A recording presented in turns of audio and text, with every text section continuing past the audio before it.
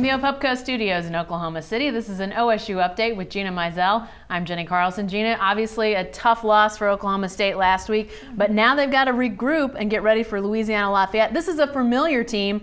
What do we know about the Ragin Cajuns? Well, it's a team obviously that Oklahoma State saw last year and the year before that, but I think a lot has changed since the last time these two teams played in the season opener last year. The Ragin Cajuns finished 9-4, so obviously they lost Oklahoma State. Won 9 of their next 12 games, including the New Orleans Bowl in a really dramatic victory over San Diego State, a last-second field goal type situation. And yeah, I think this is a pretty solid team. Mark Hudspeth has done a really good job there. He actually was, even considered for some other head coaching jobs, kind of a bump up even after his first season. So I think this will be a good test. Obviously, it's a team that Oklahoma State should beat, but a lot of people might have looked at Arizona as a team that Oklahoma State should have beat. So I think the focus will be there after that loss, but certainly this is not a pushover team, especially after some of the upsets we saw in college football last week. Well, let's talk about that because the Louisiana schools that aren't LSU have sort of become known. Louisiana hyphen. Yeah, the Louisiana hyphen schools.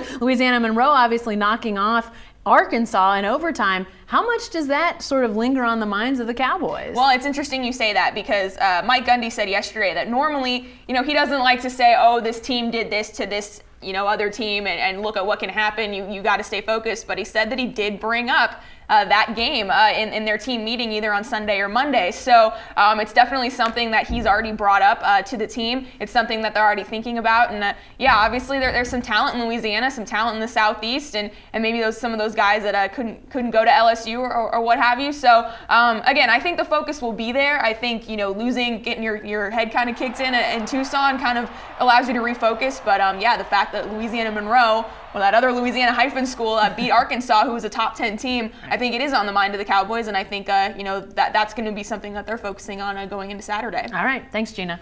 Be sure to stay with the best coverage team anywhere at newsok.com and every day in the Oklahoman.